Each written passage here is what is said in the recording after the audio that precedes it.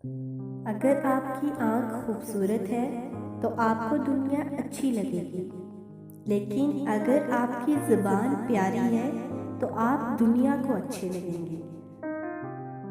किसी शख्स का आप पर एतमाद करना आपके लिए बाइसे फ़ख्र है, और आप पर जब कोई एतमाद करे तो कोशिश करें कि उसका मान रखें।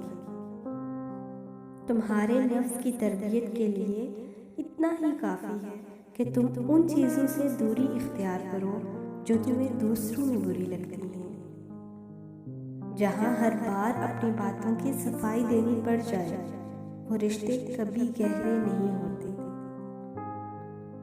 हर गुमशुदा चीज़ वहाँ से ही मिलती है जहाँ वो खोई हो, सिवाय एतबार के। जहाँ वो खो जाए वहाँ से कभी नहीं मिलता।